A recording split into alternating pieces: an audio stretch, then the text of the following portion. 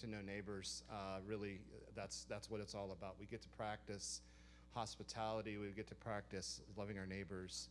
And really, that's who we are all about. And I thought it was just a great idea, and it's just impromptu. It really is just kind of a pop-up thing. So if you know anybody in the neighborhood and you're like, hey, come get ice cream, come hang out with us on the front lawn. Yeah. All the social media, all the socials. That's what we want. All the socials, right? Excellent. All right, you guys ready to go? Okay, I have a little introduction. The church has always been strongest when every generation has a voice. And tonight, we get to listen to some of ours. If you've been with us throughout this series, you've either heard Sunday morning messages, read the write-up. You were here last week when Adam Gustine was here. He did a fantastic job helping us out. We've been looking at a third way of living, which is different than responding with apathy or outrage.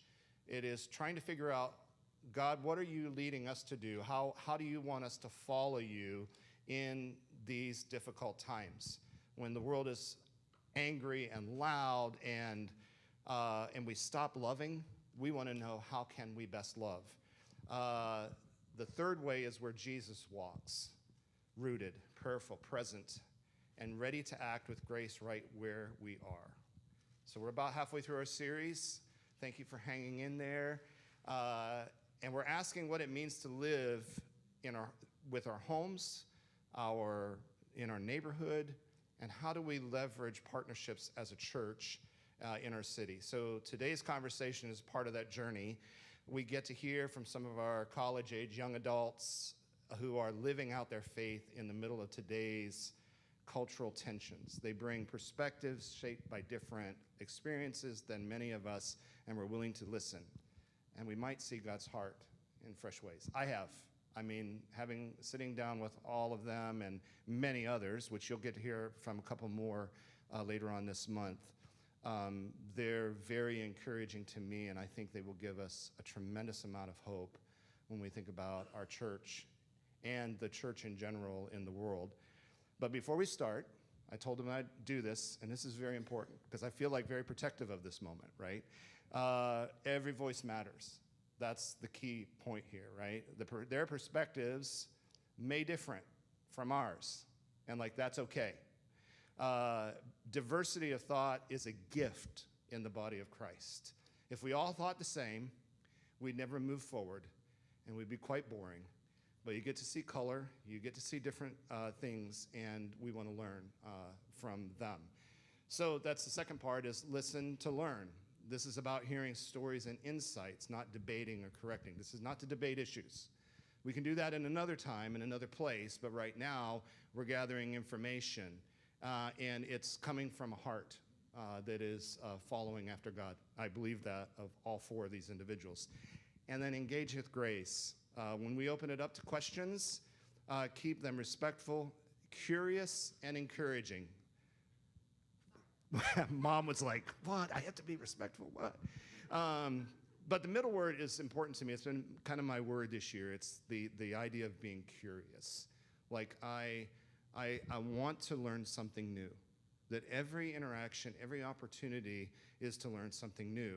And that's because we believe the Spirit of God speaks through all his people, regardless of age, background, or life stage. Tonight is about listening for his voice together through the stories and wisdom that they are bringing us. That's awesome. The idea that they bring wisdom. So lean in and let's do that tonight. Okay, so I've written a few questions and I prompted them with, and I'm going to make Kenny go first because he's on the spot tonight. All right? So Kenny, and anybody can respond. I'm just making him start to get the ball rolling, okay? Where do you see young adults struggling most to live faithfully in this cultural moment? I would have to say purpose. There's definitely something, there's an age that we hit where we start looking for our purpose in life. As soon as we hit high school, everyone's asking us, what do you want to be when you grow older? It's like, dude, I'm in my 8th grade year. I don't know what I want to do 8 years from now on. So there's this push for purpose. And now the question is, like, where does God fit in all of this? Like, our purpose is rooted in Christ. One great example is when I went to school, I thought my purpose was, be an academic weapon and play as much tennis as I could. And when I found out, man, maybe I'm not the best tennis player. Maybe these kids who've been playing since they were 5 and I've been playing like 2 years, maybe that's got to do something with it. So I fell into this loop of like looking at where I rooted my purpose in, and saying, well, if that's not my purpose, if my purpose is not to be a great tennis player, then maybe I don't have purpose at all. Like maybe I devalue myself. So it's really taking my purpose, putting in something that really never changes, that's going to be with me in season and out of season, whether I'm a tennis player, whether I'm going to school, whether I'm 80 or whether I'm like 11 years old, whether I'm Charlie or Ava or Morgan or me. Like Christ is something that I can always root my purpose in, like with work. I can be a Christ follower in work.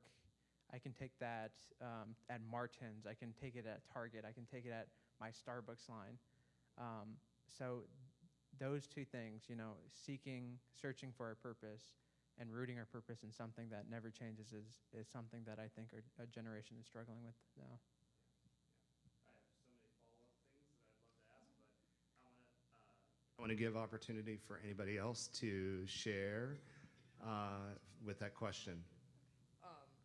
So like something that I see with young adults struggling faithfully is like with a lot of it I feel like is sprouted from social media, but judgment and comparison I feel like are like two things we're not supposed to do.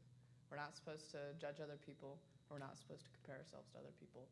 But like social media has made it so prominent that like we don't even realize. Like we don't even realize we're doing it. We're just scrolling and we're like, oh, like why do they look like that? I wish I looked like that. You're not supposed to think that, but it's just like it happens so often, all the time, 24/7. You don't even realize you're doing it, and it just becomes so normalized. Not just like to me personally, but like to everybody in general. Like I just feel like it ends up being talked about at some point too. Like I just feel like it's so normal, and it's not something that should be normal. And I feel like that's something that just has brought everybody's faith down, like subconsciously. Nobody even realizes it until we take a step back and we're like, oh my gosh. Like this is what we're actually looking at, and like that is judgment, that is comparison. It's not just scrolling through social media, like you're in it. So that's something I've always thought about with that. Yeah, for sure. And we kind of talked about that Monday night, right? Just kinda that expectation that other people place on us, or actually the voice that we listen to, and we compare ourselves and so on and so forth. Right. Excellent. Either of you two want to take a stab at that one? I think of it as like society overall, because nowadays people, like Ava was saying, are so connected with their phones or their lives, and like everybody is just like so much more like anxiety filled and like all these mental things that are messing with us. And I think it's gotten to the point of where nobody really knows the church unless somebody like straight up goes out and talks to them about it. So for me, I mean, I never really knew anything about it growing up. I was like, I'm just here. But then going into youth group and like going on our retreats and everything, I was able to learn about it and like actually listen and understand. But like at school, it's like not God-centered because it's so like just worldly. So people don't really understand what it is to live faithfully unless you go out and tell them, which is a huge thing for me that I've been trying to do. So how does that work? Like, or what is the struggle in that? I remember when I was talking to some of you in my office, Ava, you mentioned like it's like I don't even think about that. Yeah. You know what I mean? Yeah. And so like, talk about that struggle of like, okay, here I've got church life at school or workplace or whatever it might be. It's very, like you said, Morgan, you said very worldly. And this would be like follow-up for any of you. Like, talk about that, what is that struggle like to to be able to either speak up or, what is that like? For me, I've noticed myself recently, especially now, as like I've gone through the summer and I'm getting ready to go back to school, I've noticed that my school life and then church life are two different people. Like who I am here is not who I am at school, and that's not like I've noticed a way that I want to be anymore. Like I don't want to have to change the way I am around, like depending on who I'm around. So, and I don't know how it is for others, but I like to assume that other like students are going through similar situations. Sure. And so for me, I think it's just the idea that we have grown up around like these influences, I guess. And so learning to live at school and to learn in that environment has kind of changed us to the point that we don't really know how it's different until we like start going to church and we hear about like faith and everything along those lines. Absolutely. I feel like a lot of times being around people at school, like being in a public school, Christianity can be misrepresented very easily. And it makes it harder for like me as a Christian to like counteract that judgment, because like it's set at a standard and then people are like, oh, so that's what a Christian's like. And if the wrong person represents it, then it's like, oh, I might not want to see that. I don't want to be around it. So then if somebody, like if I'm trying to represent it correctly, somebody isn't going to want to listen to it, because they're just going to automatically think, oh, well, they're like that person. That's how that person is. And I think that makes it a lot harder for like me to go out of my way and like with my friends or people that I know that are not Christians, to like try to bring them closer. I mean, I've gotten over that a little bit more now, but when I was still in school, it was definitely harder, especially because like people that I was like very, very, very good friends with, it's just not on their to-do list of things. They just don't want to hear about it. They don't care. And and I'll be there to talk to them about it, but if they don't care, they don't care. And like, that's the hard part. Because they already have the image of what it's like in their mind, and it just makes it a lot harder for me personally. I don't know if like for other people, but that was my look on that comment.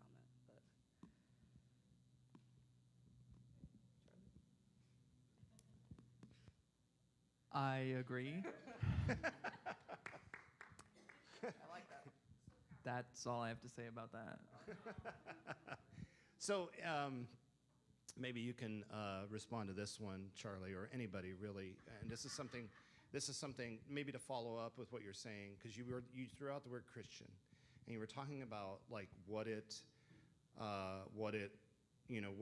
is like to try to be a Christian, and to give people a perspective of what that is. But we talked about how, and I'd love for you to just share your reflections. One of the things that I hear, and you've heard, is that some people don't like to use that word anymore because it has a bad connotation for many reasons. It's been leveraged for poor purposes, right? And so thinking about that, like when people are like, I don't like using that word Christian, and maybe you're that way. Maybe it's I prefer like maybe Christ follower because it's been used poorly, or even just knowing that. How does that make you feel? Anybody can answer this question about the word Christian. Go ahead. Are you? Oh, okay. No, you take it. I got it. It's really frustrating because it's really hard to change someone's mind. And I feel like it's like when I'm trying to go about my way to like bring people to it or talk about it, it's like I feel like I'm actively trying to change what their meaning of being a Christian is, and I hate having to actively try to change somebody else's perspective on things. I just don't like to do that. I don't like to have to change what somebody else wants to think. I want them to think it normally, but I feel like sometimes it might change the way I do something because I'm being careful because I don't want them to think, oh, I'm like them. I don't want them to think that. And so sometimes it feels like I'm walking on eggshells when I'm trying to share, and I don't like that. So that's my.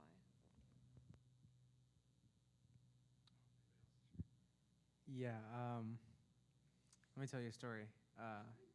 First of all, shout out to Dr. Frank, my professor. He's taught like all over the U.S.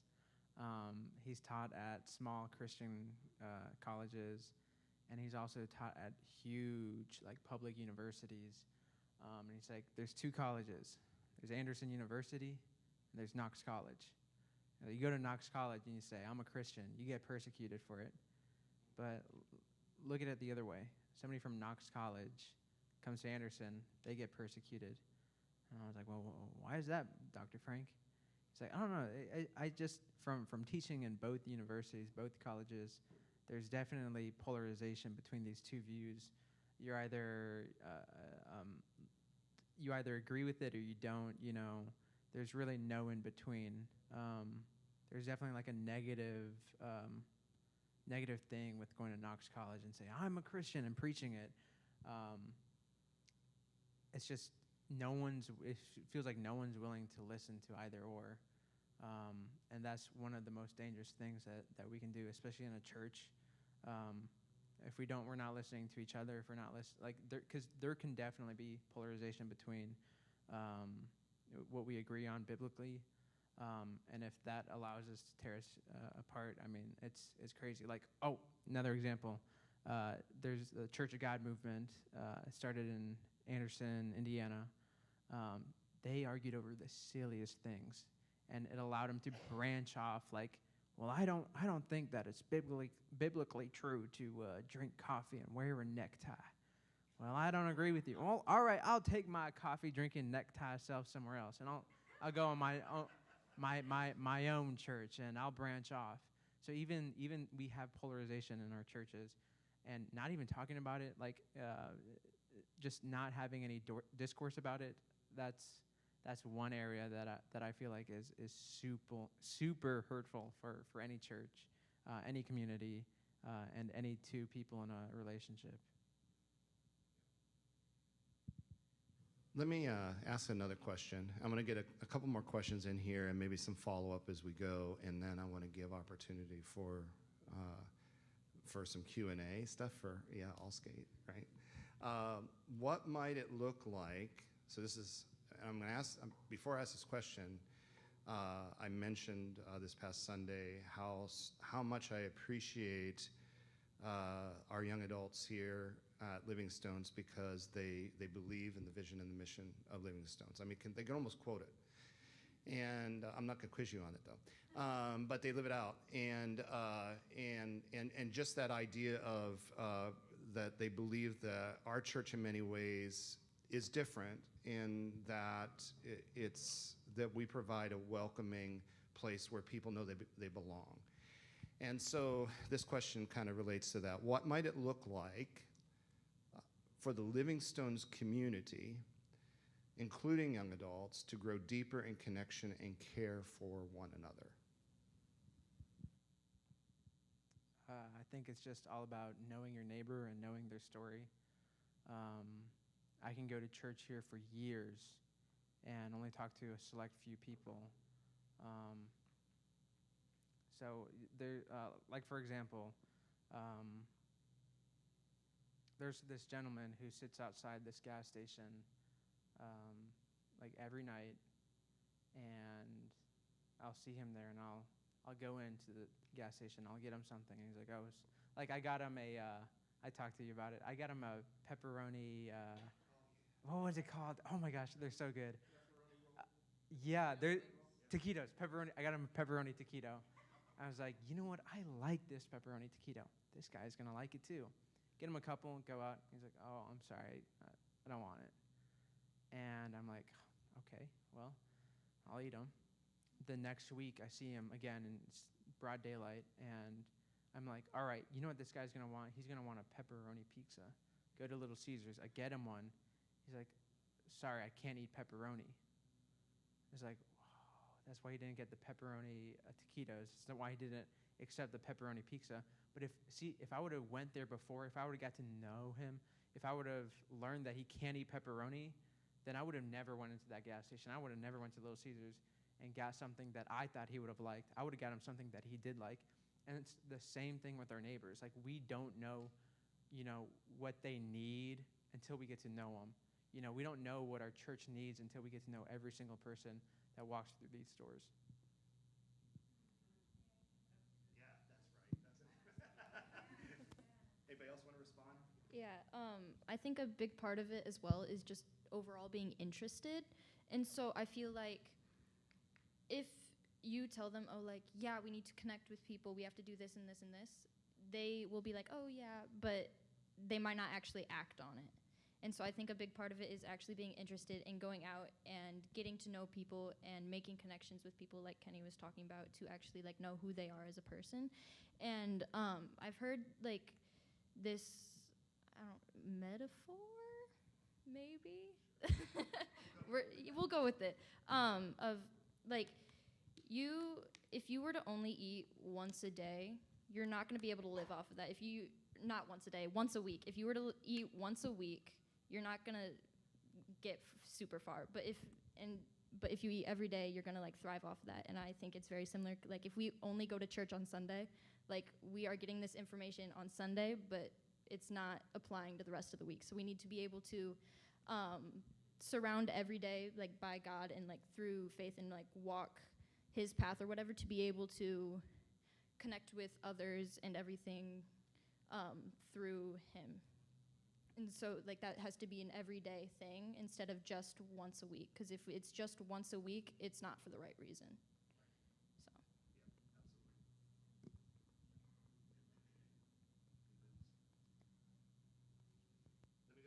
Let me go to the next one. So Kenny already shared one. But thinking about your experiences, whether you've been on a retreat, or maybe this something that we've done as a community, or maybe it's just like Kenny's, where it was just a very personal interaction. Have you had a moment where getting to know your neighbors changed how you saw your community? So very similar to what, like Kenny said, do you have any moment like that you could describe? I'll go ahead and pick up the ball again. I was gonna say, I have something, but I'm waiting. I was like, I think Charlie's onto something. If not, I have something as well. What was the question? I'll do it again. Have you had a moment where getting to know your neighbors changed how you saw your community? He's too on the spot. Could you say it once more? Oh my Yeah, gosh. I can. Have you had a moment where getting to know your neighbors changed how you saw your community?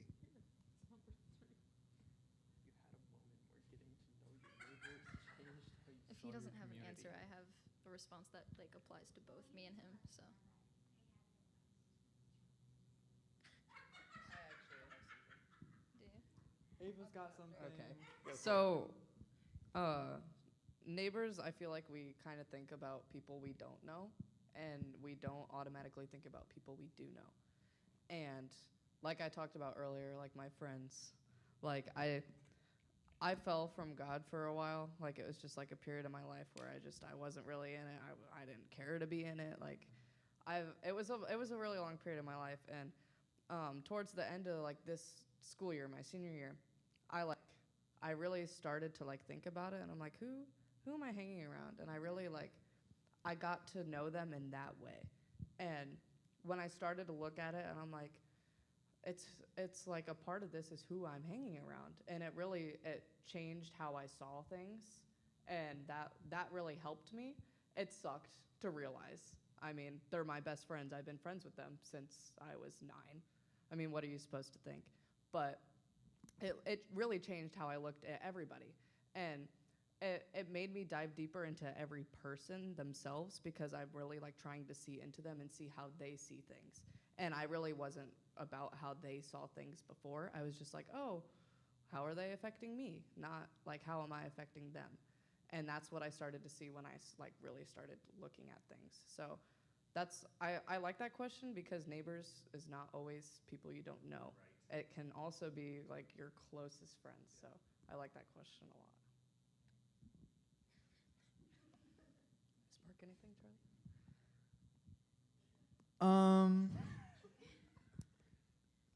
So I think that if you, what are you guys laughing at? It's, stand-up show.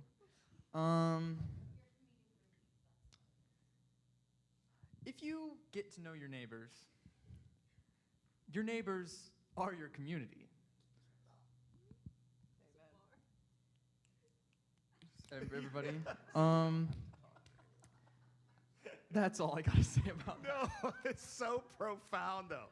Like as simple as that might seem. No, seriously. Like if you get to know your neighbors are your community, right? I mean, can you? I mean, go ahead, jump off of that. Jump off of that, please. Somebody. Jump off of that. No, come on. I always come up with phrases that don't make any sense.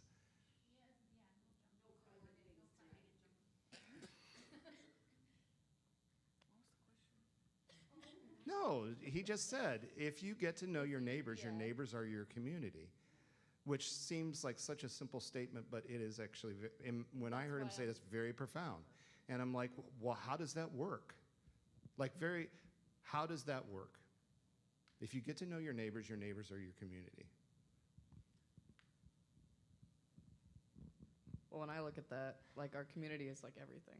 So, I mean, I feel like we're focusing a lot on community, and we can't focus on the community if we don't even like.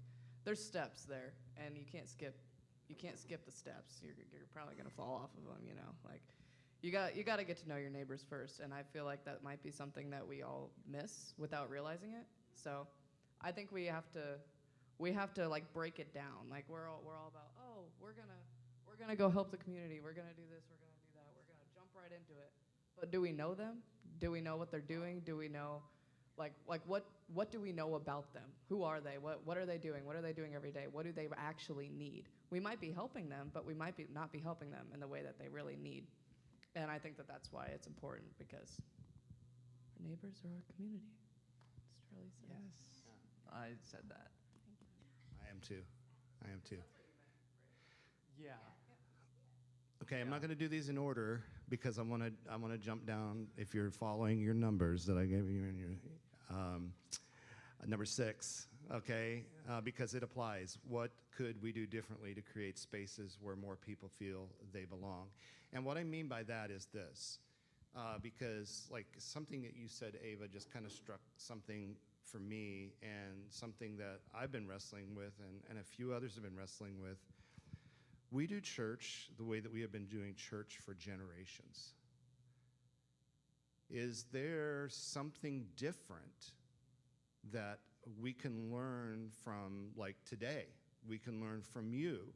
We can learn from some of the things you've already said that will help us to define what community is like, even if it is different than the way we do community now. You and I had a conversation a couple days ago about that. So. Yeah, like about the steps that we can take now to further build community. Really, it's just about getting to know people's stories, just like how I was able to learn that young gentleman's dietary restrictions. It's all about making that connection. If I know you, and you, and I love you guys very much, and you love me very much, it's super easy to have these tough conversations about things we disagree on. Like the phrase, don't cut your neighbor off until you know him. So it's like, if you, I'm looking at you, if you cut me off, tomorrow in the road, and I like lay my horn down and I throw you up the thumbs up, I don't, let's say I don't know you from church. That's all I'm going to associate you with. You're the guy that cut me off at 2:30 in the morning. How dare you? Or, oh, you're the one who punched my daughter in the face. How dare you? That's what I was thinking. The idea is, especially online, we look at these people online, they have different opinions than us, it's super easy to label them as, oh, you're the guy that has a different opinion than me. Oh, you're the person that wronged me, instead of, oh, you're my neighbor. You're the person who went to church with me. You're the person who prayed over me last Sunday. You're the person I know your struggles, and you know my struggles. It's just way easier to get into conversation with those people instead of being able to label them as somebody who has a differing opinion than us. If we want to make a step today, it's getting to know your neighbor. It's getting to know the person you don't know. It's getting to know that person, that neighbor you've never talked to. You don't have to start tomorrow or next week. You don't have to. It can't be. You don't have to treat it like a dietary plan. It's like, well, I always got to start on Monday. Well, it doesn't work right now because like the day's almost over. So I mean, I'm just gonna wait tomorrow. Oh, but it's Thursday. Who starts anything good on a Thursday? It's got to be on a Friday. Wait, no, but Fridays are usually cheat days. So okay, I'll start on a Sunday. No, it's something you could start right now. It's something you can put into practice right now. I think another good point on that is that if you are actually interested in making that difference and starting to do that, I feel like it should happen naturally as well. Like, it's not something that should feel like a struggle or like just like a dent in your day type of thing. Like, it shouldn't be a hassle to go out and make that connection with people. Like, if you're actually wanting to make that difference and do something about it, it will feel like normal and it will come naturally. Do you mean that I don't have to wait for the church to come up with a program or a service or something like that to just go and do it? Yeah. Yeah. I love the organic part of that. That's where I really want to get at, is like, what are some creative ways that we can do that? You know, and I'm not even saying do we actually need to think about doing something different. Well, yes, we do, but like, we don't have to plan that out. We just look for that opportunity, right? What else? What other things can we do, like creatively? Think creatively. Help us all to think creatively on, you know, ways that we can. There may already be communities, you know, faith communities of people, but how can we even be involved in that? And this is the last question I'm going to ask before I do Q&A, and then I'm going to save a couple more for the end. So, but just brainstorm a little bit. Think creatively. Think outside. Think maybe already even in your own box, like the communities that I have. How can they be faith communities? We're rethinking how we're doing church. Say that one more time, like the communities. So I'm kind of jumping off of the idea of, and forgive me if I'm not making sense. I'm jumping off of the idea of rethinking the way that we do church, okay? In other words, this is fit for us for so many generations, but now people are not involved in community nearly as much, right? And so what are some maybe creative ways that we can think? And we've already described it a little bit, but what are some other ideas? Maybe this isn't like so creative as much as just something I'm adding on, but maybe somebody else can be creative, or maybe I will later. But I feel like we focus a lot on the community and how we're gonna jump into the community, and I'm not saying that's a bad thing. I love that we're always jumping into the community and we're always ready to help out no matter what. But I think we also need to focus on what the people here need too. And I think that once we grow on each other, like we're connected, we're growing on each other, I feel like that'll help us spark what are we gonna do for the community a little more. Like, how are we gonna link together, and how are we gonna push ourselves to be that extra thing that they need? Maybe it's making a new group and going out and doing something that way, because that way we're still connecting with each other. I just feel like every once in a while I'll be like, oh, I feel like we might be missing the connection here. I feel like we connect very, very well with the community. Like the community garden, I feel like that's been a very, very big thing for us. Like, we've been able to, like you said, you sit out there and you're able to connect with the people out there. Maybe we have, like, this is just something I'm thinking of right this second, but maybe we have a group that comes here first. Like, it's a group of people that go to the church, and then they go out there together, and then they wait together for people out there, something like that. It's just, I don't know. Maybe I'll think of more as we continue, but. Anybody else? And there may be some more things that would come up. I feel. Do you have one? Okay, that's all right. Okay. I'm going to come around with a microphone if anybody has any questions. And Alyssa was before you. Well, I was just thinking, you were saying ideas of ways to go out into the community. We all gather here on Sunday mornings. What are the chances that instead of meeting here, we meet at the park at Monroe? And people driving by see us and get curious, what are they doing? Or kids playing, or, what? Or it doesn't even have to be just parks. I mean, it could be a random parking lot. It could be at someone's house that lives within the neighborhood, No. I don't know if you saw in the Bible, but where there are 2 or more people, that can be, come on. Right, Charlie? Yeah. Go ahead. So that's all. I like that because I feel like that can make people feel more welcome. Because I think a very big thing is sometimes people don't want to walk into a church. They just are too nervous. Maybe there's something about them that we don't know that they think that we're gonna know. It's just something about walking through the door. And if we're in a place like that, like she said, we're at Monroe, we're just sitting in the park, we're doing our sermon in the park. Somebody can walk right up and we probably wouldn't even notice. But they're hearing it. They're there. But they didn't have to walk through a door. So are you saying that church doesn't have to be, I mentioned that to go to church, you don't have to go to the pretty church, much. right? Yeah. Right? Church can happen somewhere else in a different time, different Right. time, different location, different format, anything like that. Okay. Katie. Hi. Hi. I just want to start by saying thank you guys for getting out of your comfort zone and coming up here and doing this because it's pretty cool. Even you, Charlie, you're doing a good job, bud. But I wanted to comment on something that Ava said kind of right at the beginning about when you go places and people already have kind of a preconceived notion of what Christians are, and it might be a negative thing, and you said you just feel like you're trying to change their mind all the time, and you're like, I just can't do it.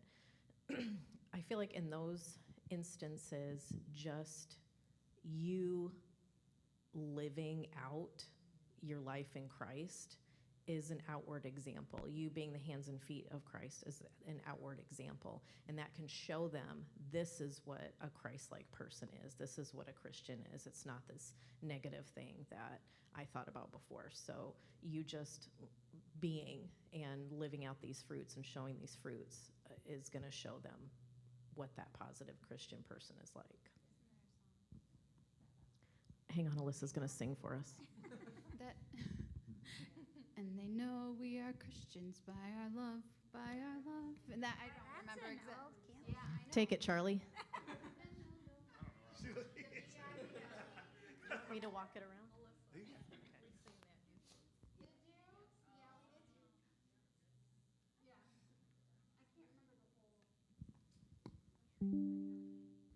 This is a absolutely worthless question concerning what we're doing tonight, but it's just my curiosity.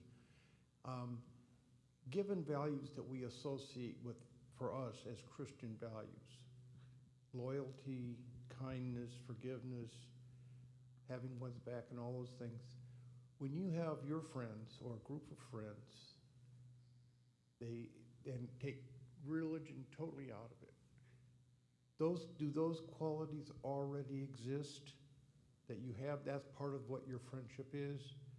And if that's the case, what does Christianity offer that you don't already have?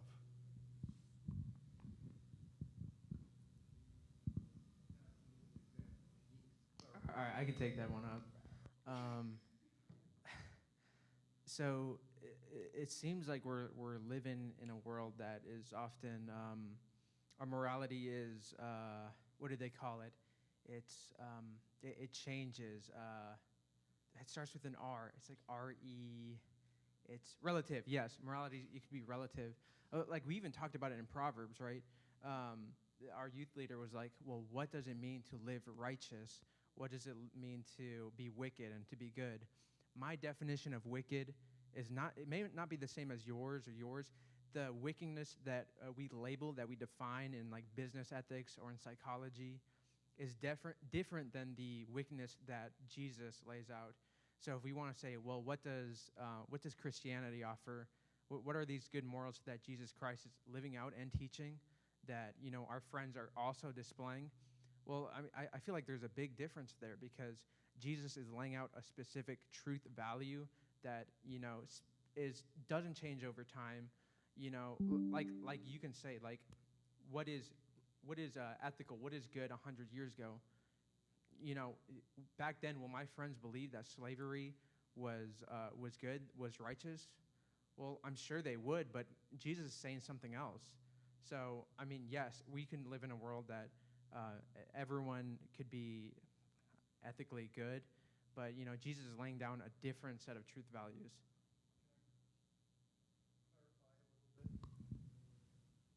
I don't want to know historically, biblically, big picture. I'm talking about you and your friends, your relationships with each other as far as feeling comfortable, that you can be honest, that if something goes wrong, they'll come in and have your back. Does that exist with you and your friends, or do you see that with other people of your generation? That we, for me, would associate with Christian values in general. And if being a Christian, without going into the title or rules or anything like that, what does it mean to them that would add to their life? And the example I'm going to give is my kids, my son, who's now 40, has a group of people that he's been with for 20 years. They do things together. They're good kids. I call them kids. They have each other's back. They can talk to each other. One of them's driving around the road and sees somebody with tattoos walking, looking for a ride, and he thinks, nobody else is going to pick that guy up. I'll pick him up. But they're not Christians. They don't want to be Christians.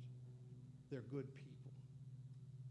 If you have good people, and I hope you have good people in your life that are friends, that you don't know if they're Christian or not, that display good character and value.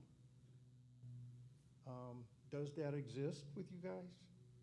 And if it does, thinking of yourselves as a Christian after that is, if I bring Christianity to this person, to this relationship, am I really adding something there? Or am I adding a burden of some rules and stuff? You know, we see things in terms of salvation. Well, they won't have salvation. But their day-to-day life is, I got a friend or I don't. I can count on somebody or I can't. This guy's going to be around for me to do things with for years. And we both love each other and take care of each other. You know, that kind of thing. What's different than non-Christians versus Christians, but for the same traits? That's what I'm trying to say. I hope it's coming out. I mean, we talked about it too, right? What's the saying? The first will be last, and last will be first. Even look at the example, the gentleman before Jesus who says, Jesus, I've casted out demons and I've proclaimed in your name. And Jesus is saying, well, I don't know you, right? Basically, the entire thing is like, it's not really our good deeds that gets us into heaven. And really, if we're talking about our friends, if you really love your friend and your friend really loves you, if I really love Charlie and Charlie really loves me, and I tell him, I'm like, man, Jesus is a different way. And Charlie's like, get out of my face, man. I don't want to associate with you. Yes, Charlie. Sorry. You know, it really, like, are you putting an undue burden on your relationship by telling Charlie about Jesus? Is Jesus saying, don't cause undue burdens in your friendships? I mean, if you're talking about me, just save it. Don't worry, man. Like, I'll save him some other way. So, I mean, Jesus is saying to proclaim his name in every single environment.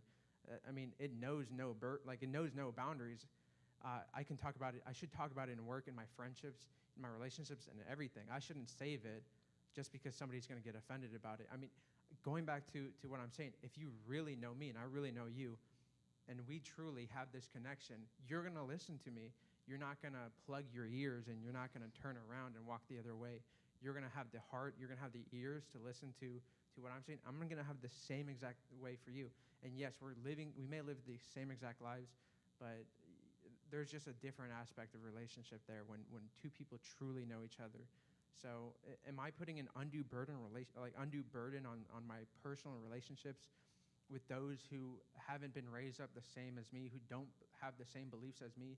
I mean, it would be a shame if I went to heaven and I saw my friend and he was like, hey, man, why did you never tell me about this Jesus thing? Like that it was really the truth and the way, and that why didn't you tell me sooner, man? And I look my friend in the eyes, and I have to see him, like he doesn't get to join me. I mean, it would be hypocritical of me not to say anything to my friend in order to create in order to avoid an undue burden. Jesus is for everybody. It's for everything. It's not confined by these four walls and this roof. It knows no boundaries.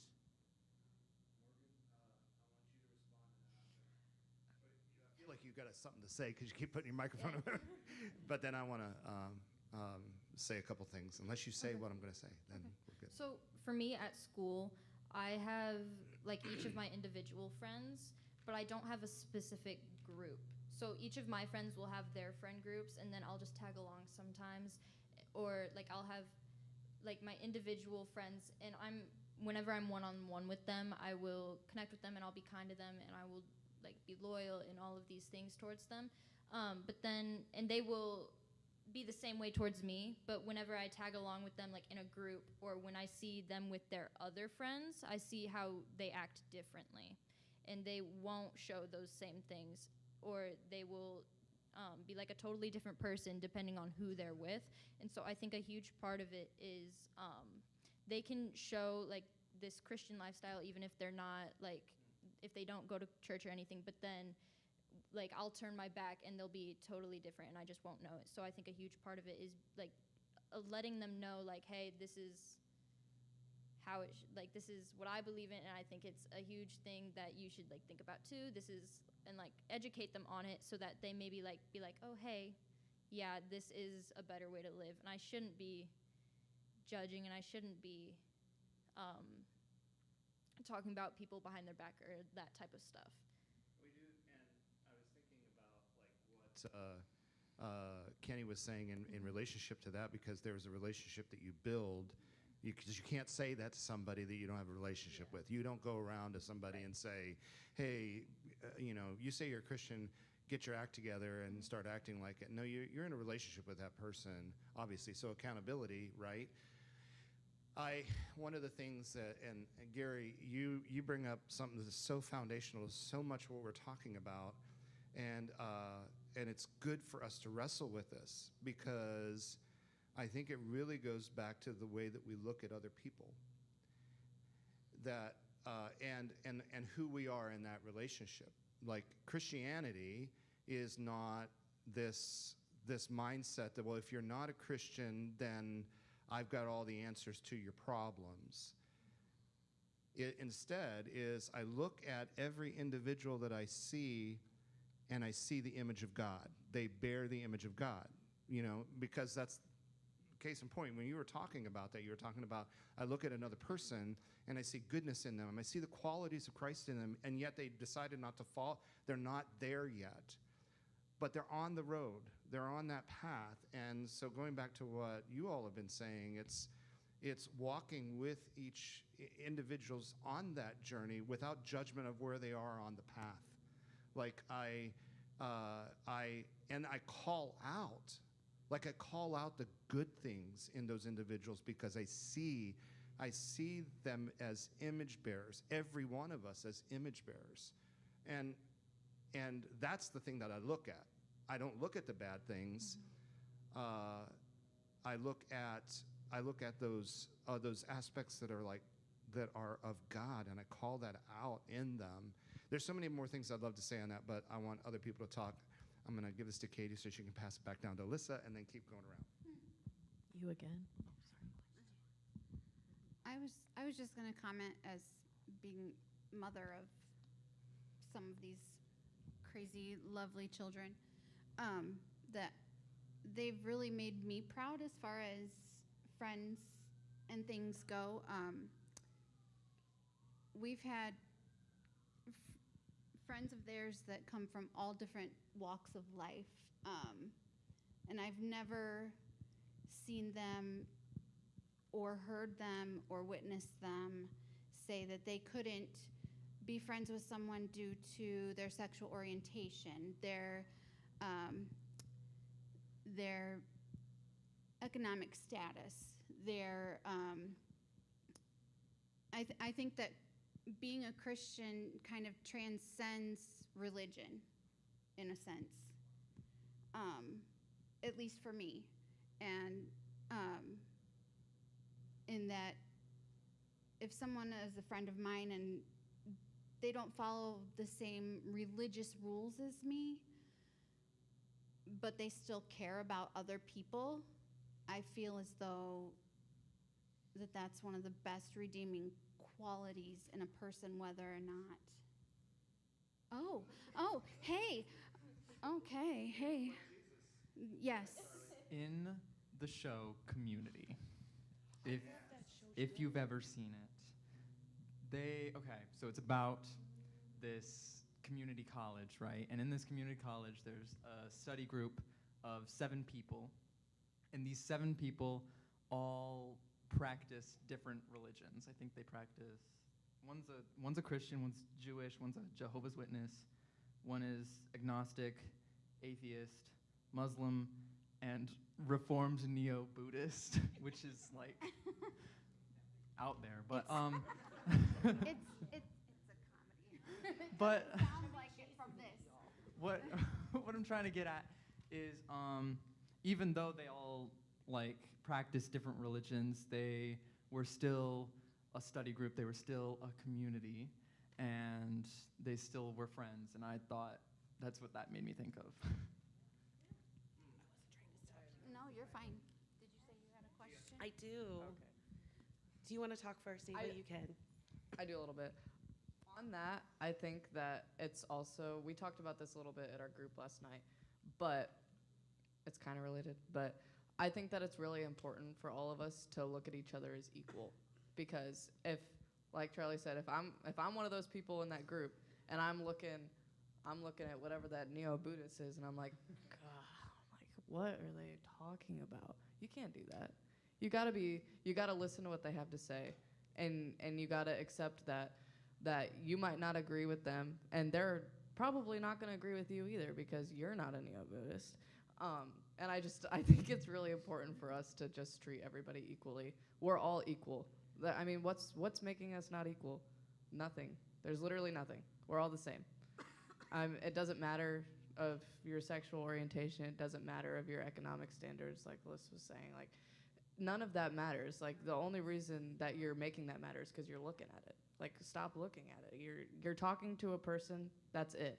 And I think that's something that we all struggle with without realizing it. Like, we might be quick to judge, and we're not even noticing. There is an episode of Community. So, okay, in the show, there's this episode. The character's name is Shirley, and she's Christian, right? And in the Christmas episode, the whole episode is about her, and she's trying to celebrate Christmas with all her friends, but none of them are really like finding it or whatever, and she's just like trying to force Christianity onto all of them, and not that. What am I trying to say? And they find at the end of the episode that's what am I trying to say? I've lost my train of thought. At the end of the episode, they're just like, give me a second. Commercial break. First of all, Charlie, I want to applaud you for being able to find God in the everyday, because I kind of love that. And really? That's one of the things that I know that we really try to relate to our youth. So, as we all know, Jesus sat with tax collectors, even Mr. Barrington back there, and all people who all sorts of people. So he wasn't just looking at the people who already believed in him, right? And that's how he asked people to come up and follow him.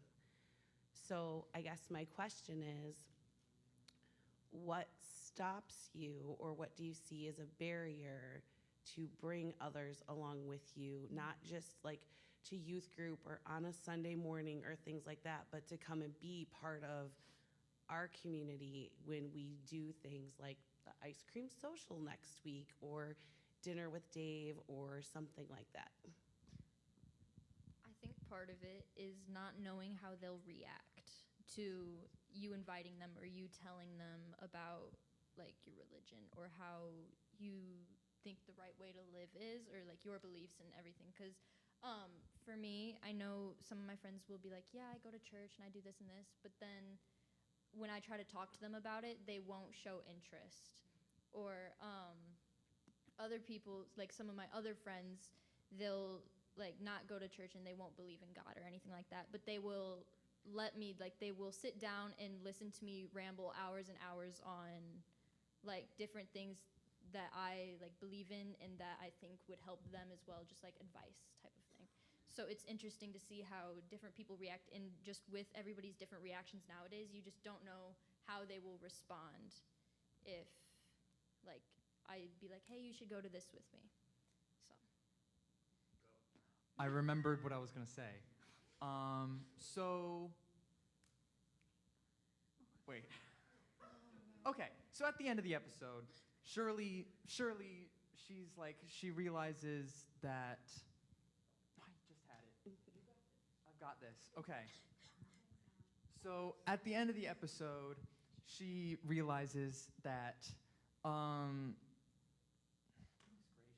is it? What does Shirley realize? Shirley realizes that pushing her religion onto everybody else wasn't the right move. And like, not to say that like, that you shouldn't like share your religion with others, but like I think what's good is being accepting of other people's what other what other I think right.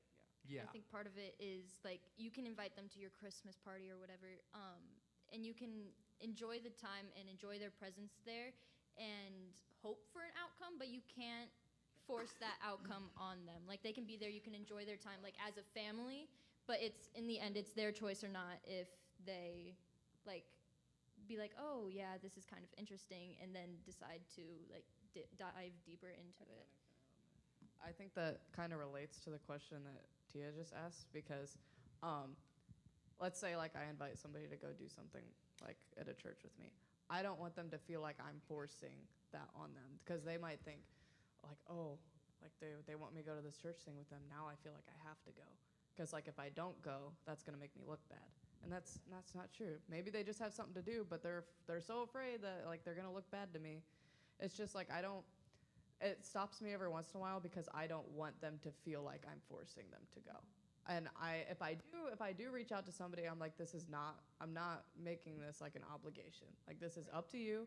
If you want to go, that's fine. If you don't want to go, that's fine. It's just like, I feel like we have to make it open that way, but that a lot of the time is what stops me, is I don't want them to feel obligated. And I think that's a big thing. And another thing on that one is sometimes it feels like they might think something different of me. I don't know why. It's just like, oh, they really want me to go to this. Like it's the same concept there. But most of the time these people that I would ask to go are people that I've been friends with my whole life. And I don't want them to maybe be like, oh, well, if this is how we're going to hang out or whatever, I just don't want to do that all the time, you know? And I think a lot of that is on communication as well, because, again, I don't want them to feel obligated to go, but they're probably not going to tell me that. They're not going to be like, oh, well, do I really need to go? They're not going to say that, because that's gonna put off like I don't know how to word that, but I just don't want them to feel obligated to go, is my point there. Oh, I have one more question. Yes. No, I think part of it is like, because I feel similar, like I agree with that, and I feel like if the person or like your friend or whatever thinks they're obligated to be there, and they do end up going with you, part of it for me is I worry that they're there for the wrong reason. Like, they're there for me because I want them to be there, and not because, so like if I invite my friend to church on Sunday morning, they might be there like, oh yeah, if I go, Morgan will be happy. Not if I go, I will receive God, and like I will get to know what this faith is like. So On this episode of Community. Well, like on the other side of that, I feel like if it were me and my friend invited me to something that I wasn't like really like, I'm like, I don't know about that, but I'm like, oh, I'm gonna go because they invited me because they're like my friend. I think that can be a good thing, because even though I don't like believe in what they're like inviting me to, by going because of them, maybe I will pick something up from the, you know. Okay, so my follow-up question, like Ava mentioned about all the different religions in the room of Community, the show Community. So as young adults, do you find it difficult to have conversations with people that maybe do believe different than you? Like, or is it a lot of young adults are open-minded, or is it just like the arguments that you can see on Facebook where people get ugly and nasty? Very, very, very, very, very, very argumentative. Nobody has an open mind anymore, ever. Like, it is so hard to sit down with somebody, and that's my age. I don't have problems with anyone else, really, every once in a while. But people my age, they do not care about what you have to think and or say or anything. Like, it's just like what they believe is what they believe. That's like, it's done. Like, and I feel like that's what makes everything so hard for me and my generation, is just nobody else, like, they're just not gonna believe you, and that's what makes things hard. Dude, again, a story. There was a lady who, she grew up in the church her entire life. She went to Anderson, but she was like, I'm an atheist. So she never really liked going to chapel. She never really liked the Bible classes she had to take. But she had a class with me where it was faith in context, where we basically discussed what does Jesus look like in everyday topics. She was like the only person in the room who had a different opinion, and it was a blessing. Many people, including myself, found it really, really, really hard to look at her and listen to her, because it almost felt like I was being attacked. Like her ideas on religion, it seemed like every day was an exercise in apologetics. So it's like, dude, now I got to play defense. Now I got to dude, I looked at her and I was like, dude, I want to punch her. But that's not how I should have looked. I had to realize that it's not like having her in class is not a curse. It's not a burden on me, that we should look at that, and it's a different opinion. And honestly, like, it opened up my eyes. It's like, all right, you're questioning things that I haven't questioned, so that means I got to go back and I have to find answers to that. So honestly, yeah, it's really hard, like, even as a college student, to look at opinions from other people. It sounds, all of you, 4 of you, that there's a respect issue at your younger age that doesn't always shine through with people you associate with.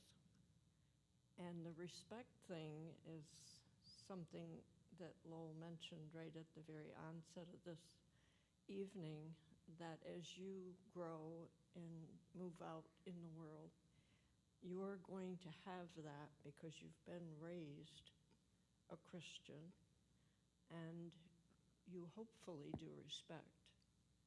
You may not agree, but you have a job as a follower of Jesus to respect everyone, regardless of their opinions, who they are, and what they do. Respect has to be there, or we're not going to make it as a society. And it will happen for you. Right. As you Yeah, I will say I've noticed a lot that, like, me as a person, I will never judge or look down on somebody for believing in something different as me. But another part of it is if somebody believes in something different, if I say just one thing ever so slightly wrong, they could hate me for the rest of their life. And that's not something that I want. So, like, there are people that in my life this is, like, kind of happened with. And so I could so easily, if I were to run into them at the store, I could be like, oh, hey, how have you been? And be as if nothing ever happened and, like, still be the kind and nice person. I could respect them, but they would never show it back, and which I think is a huge deal. And so for me, it's hard seeing, like, people that you've grown up with slowly, like, turning into different people and, like, believing in different things as you. So yes, there was this kid that I grew up with that I've recently found out that is, like, crazy Satanist, which really hurts. But, like, if I were to see him out in public, I would never look down on him because of that. I would, like, still be the respectful person that I am, or try to be, so that I can hopefully, like, keep a friendship with him if I were to reconnect with him. But because I know how he believes and I know how he, like, thinks towards my beliefs, it's more difficult because I don't know how he would react to me trying to connect with him. I have a friend who is a Christian, but we do not share some of the same, like, beliefs. And, like, and even though I don't agree with him on some things, that doesn't mean I'm gonna, like, stop being friends with him or anything. That's, like, cause, like, why, like, what's the point in that? Cause, like, what am I trying to say? I've lost myself already. What was I saying?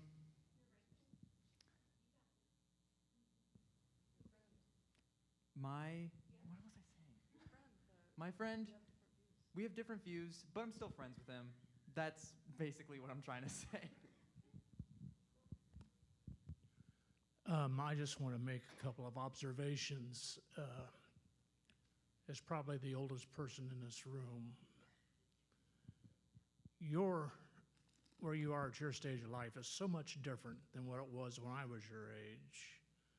I mean, we had TV test patterns that came on at 11 o'clock at night, and that was the end of TV. Now you've got 24/7 news cycles.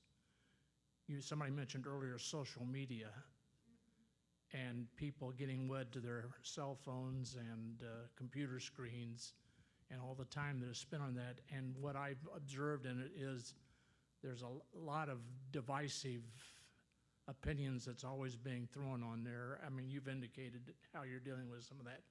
So what I'm saying is I think your challenges to your faith are much greater today than they were back in my day. You have access to so much due to technology. Now we're hearing a lot about artificial intelligence sort of running our lives, and I don't know what challenges that's going to present. I know this is true of every generation, but it was so much nicer and simpler in the old days. Yeah. I have no tattoos, and I don't intend to get any because they hurt. And I don't know what happens to that ink when it soaks into your skin. So what I'm saying is I admire you guys for recognizing and having to deal with the overwhelming amount of information coming your way. I spent a lot of time on my knees in the library going through card catalogs, but now you've got Google, and you can Google anything or go chat GPT. So I'm just saying, I admire your devotion to your faith in light of all that the world is throwing at you in this advanced technology that we enjoy or travel with. I'd like to add on to that. Sorry. If you know me, you know that I feel very, very, very strongly about social media. And there's so many bad aspects to it that just get thrown at us left and right. And it sucks because people don't realize it either. They're just thrown into it, and it's our normal. For us, we grew up with it, and we're like at this stage in our life where it's kind of everything. Like everything uses it. It's advertisement, it's communication, it's relationships, it's everything, and it kind of makes it hard for us to see the bad in it. But I would also like to say that that's how we use it. We're using it for the bad, and I feel like it could be so much different, but it's not. It's just how we're using it, and I feel like I'm starting to realize now, like I hated social media. I'm like, this is bad. There's no good in this. How am I supposed to change this? But you can use it for good. Like it's about you. It's about what you're doing on it. It's about how you're using it. It's how you're spreading things on it. And it's so easy to spread bad things on social media, but how easy is it to spread good things? And I think that's something that we have to find out. And like I think that through social media, I can take that and use it as a tool. I can take that and I can spread my faith on it. And there's this bad thing about hiding behind a screen. But it's easy to hide behind a screen and do good things too. Like if let's say somebody wants to spread their faith, but they're like, what are they going to think about me? Create an account that no one knows who it is. You don't have to have an actual username. Put a couple dots on there. Start posting Bible verses. It's as easy as that. You can do that, or you can bully someone on there. I mean, your choice. So like, it's so easy to look at the bad, and it's so easy to let it affect you in a negative way, but it's so easy to affect others in a good way using it. It's literally about how you use it. So I do want to ask, and this topic that is this thread for probably the last half hour or so, maybe a little bit longer. Wow, I didn't even know that we would go that deep, and I just want to commend everybody for digging in that way, because there's so many variables to that as well. But what I would commend you all on is the respect that you are paying people that you see. Charlie, your references to community through the show, but learning from that, like to be able to sit at the table with so many other people and to value them and to see value within the context of their story, right? That's what we're talking about. And to respect them enough to stop and listen, because that is the disrespect we have paid so many people, I think, over time, because we're right, instead of looking at the goodness and the rightness that is, and start there, right? We know we start there, and then we plant seeds, and we trust the story rather than trying to force the story. We trust the story rather than trying to force the story. So let me go to one, maybe two questions if I can, hopefully, because I want to hear from you. We want to hear from you on some ideas. One of the things that we're talking about within this series is vulnerable people groups. I mentioned a little bit of those in my sermon this week, and you know who they are. We've talked about that together. Just some ideas. What's one practical thing from your perspective that we could do this year to love and support vulnerable people in our community? And you're already doing some of those things. We already talked a little bit, but as you think about that, like what could be one thing that we could do to support those people groups? And Morgan, it sounds like you got something already. No, I actually had a question for you. So how You would have a question for me? Yeah, how would you define vulnerable? Like what is vulnerable All right. people? Can I throw it back at you? Yes. How would you define vulnerable people? Because I think that's a perspective. Like I could say Yeah. that, but okay. Because for me, I feel like nobody's actually vulnerable. How we talked about on Monday, I feel like we're all made equal, and we're the ones making each other different and unequal. So they've referenced a couple times.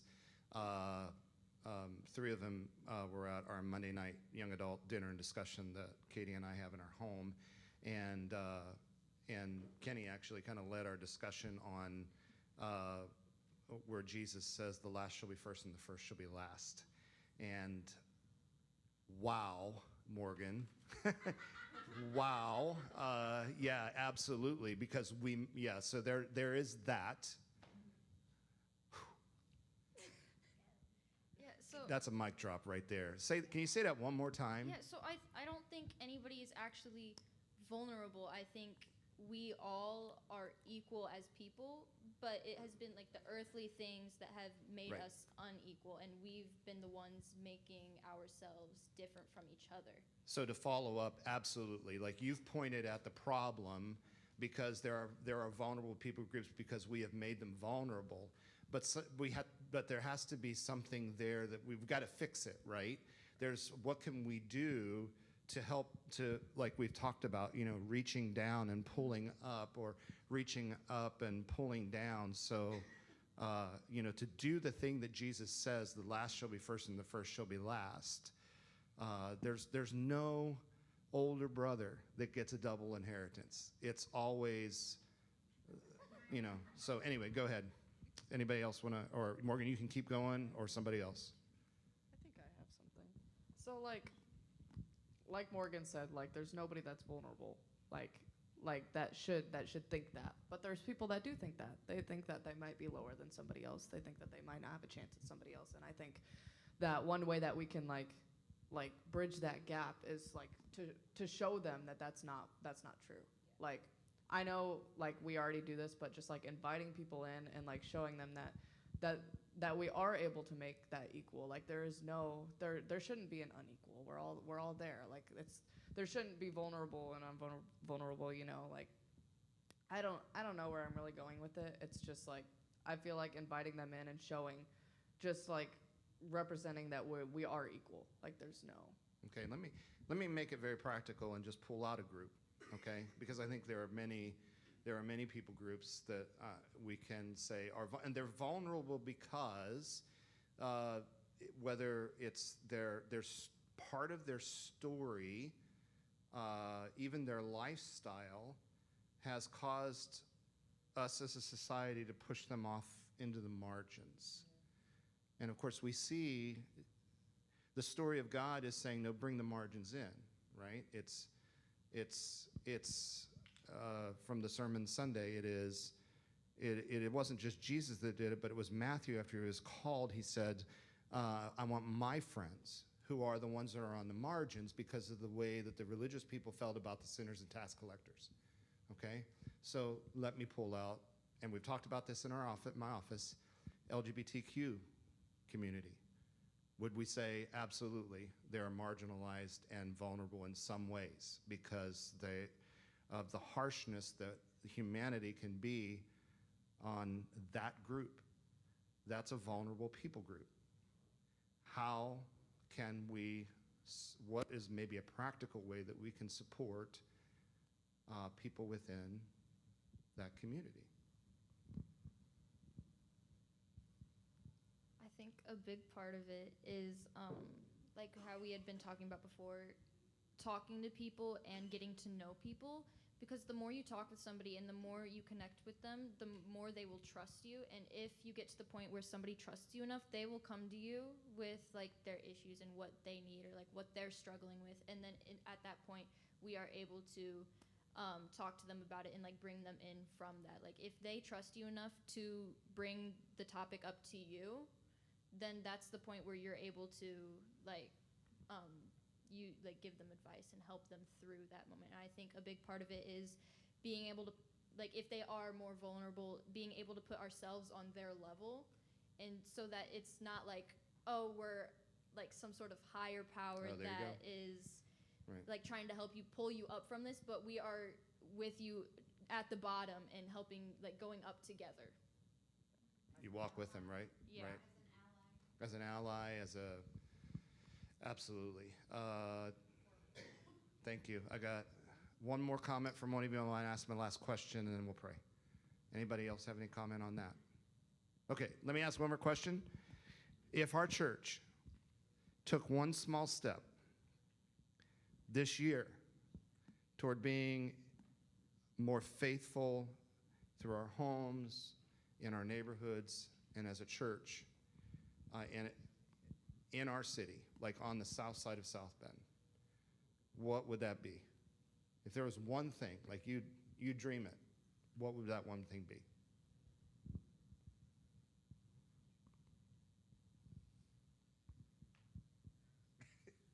Kenny. He's trying. For me, something that I would say is being able to partner with other like churches and other communities, so that instead of, so like say, I know this is a big like example that gets brought up a lot at youth group.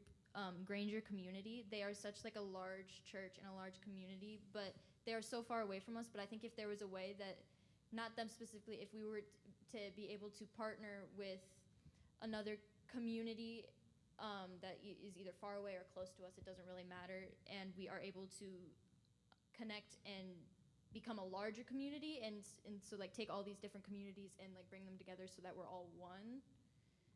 I don't really know where I'm going with this, No, but it was just something that I was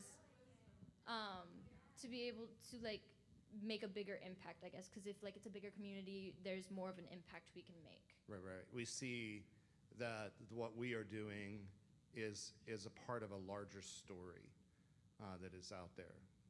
Any others? You just got to be where the people are at. Like a church,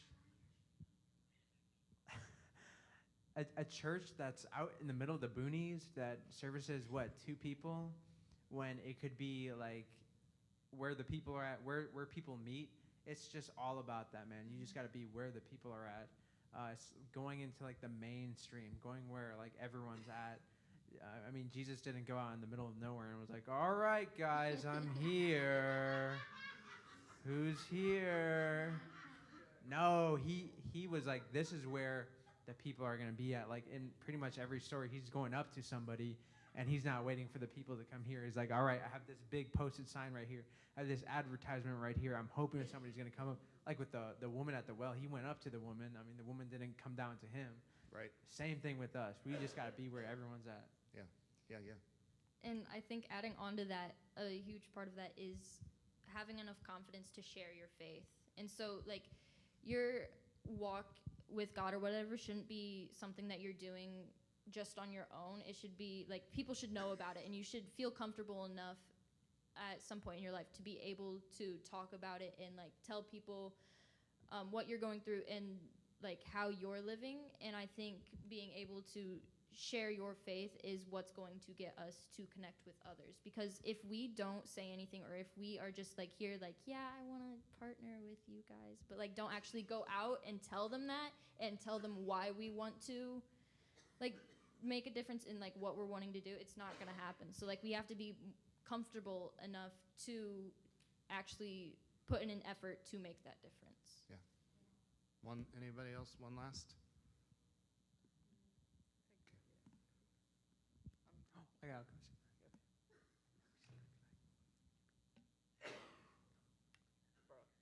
No, he's on to something. I get it. What in the world? I'm so confused.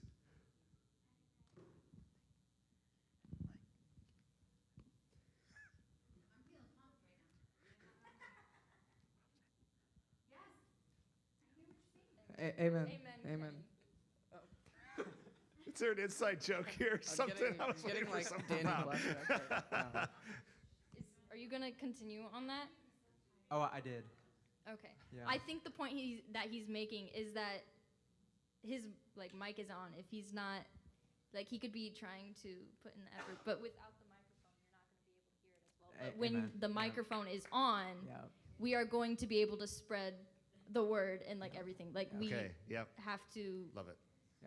I see what you were doing. That's awesome.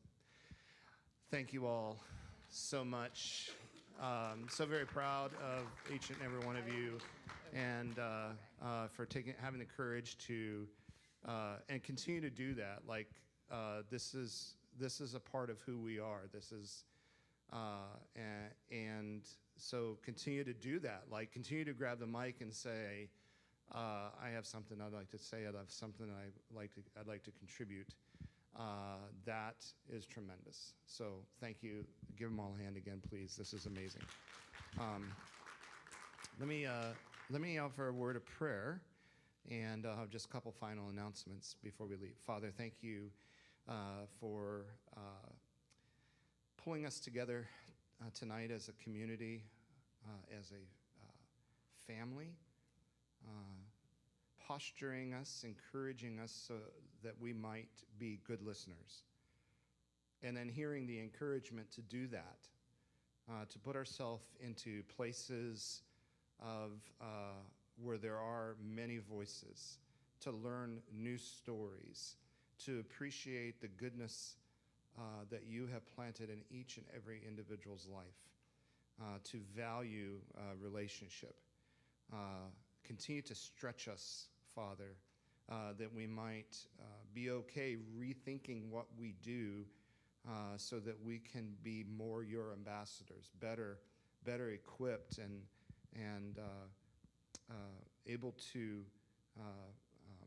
bring the love of Jesus wherever we go. And as has already been said, Father, I pray that you would encourage us and strengthen us, that we can look inward at ourselves and our lives being transformed. As Morgan said, it's a daily process. It's not just one day a week, but it is every day, leaning into you, hearing your voice. Encourage us, Father, that we might consistently pursue you with all of our being. Thank you, Father, for the message that you give us, and may we live in that story that we are your beloved sons and daughters. In Jesus' name, amen. So, just a reminder, this is also Cupcakes with Kenny, so we have cupcakes still back there. Please grab a cupcake. What? Take them. Do not leave them here. We will not be eating them in the office tomorrow. They need to be gone. So take them, eat them. And then also, there's a basket back there to make donations to Kenny, or you can do that on our app, make a donation. And then lastly, as I mentioned earlier, just as a reminder, next Wednesday, what are we going to do instead of coming in here? We're going to do a pop-up ice cream social on the front lawn of the church, and to bless our neighbors. So same time, 6:30. Come a little bit early so you can help us out, and let's all, before we even eat any ice cream, let's be the ones that serve the ice cream to our neighbors, and invite your neighbors. Okay? All right. Thank you all very much, and thank you again, guys, for helping us out tonight.